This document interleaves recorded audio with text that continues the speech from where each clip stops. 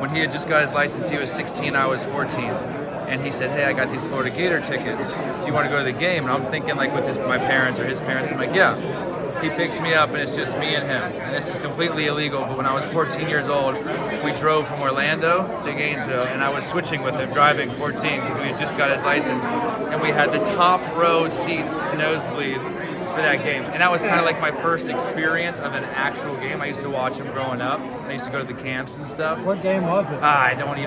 I knew you were going to ask me that. I don't remember was it exactly. The Noah teams and all that? Oh yeah, it was the Noah teams and no, this was before. This was Anthony Roberson's team. I was 14 years old. Okay. This is when Pete was there and Matt Walsh, maybe even David Lee. Yeah. Exactly. So that was were then. fun times. So to think about that when I'm 14 to now being in the Hall of Fame is just like kind of a whole moment that I was like, wow, that it really is crazy of what it all went into that. How much do you miss basketball?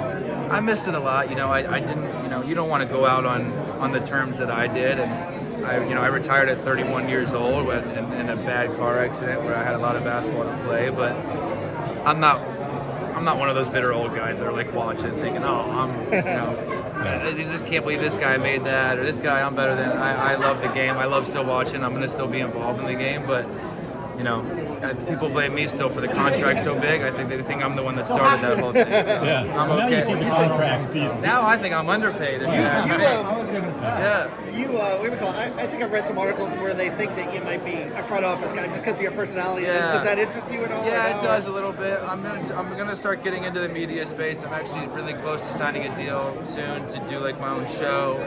I can't really give you details yet, but I'm gonna do something. But yeah, I'll do something in media. But then I still would love to do something in the front office. It's just with the newborn and everything going on, I'm not really ready to leave home yet. What's the names? Your daughter and your. So my daughter's name is Rocket Rose, and my wife's name is Haley, Haylee Parsons. Rocket Rose? Rocket Rose, Where's yeah. that? You know what's crazy? So I always thought I was going to have a boy first, which I don't know why with my past and what I've done.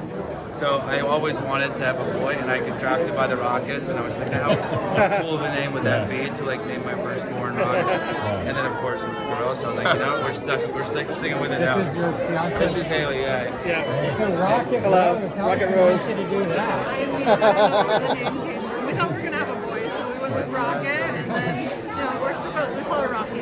Are you glad you weren't drafted by the Timberwolves then? Because that would, Yeah, exactly. And next, then we think Maverick, Hawk, and Grizzly. Grizzly sucks for that guy. Chandler, where were you when you found out about this induction? What was your reaction? You know what? I think I was home when I got a phone call from Doug, and it was just like, it was crazy. It was a real surreal moment for me. Like I said, just everything that went in for me wanting to come here so bad, for me waiting on the scholarship offer, to me playing here and getting kicked out of the facility, and I went through so many ups and downs that it means a lot to me to kind of be recognized as one of the best to ever step foot on this campus. What was the kicked out of the facility story? Dude, you don't remember that? So when we were freshmen, we were the number one recruiting class, and we had like me, Jay Lucas, Alex Tyus, Nick Kalathis.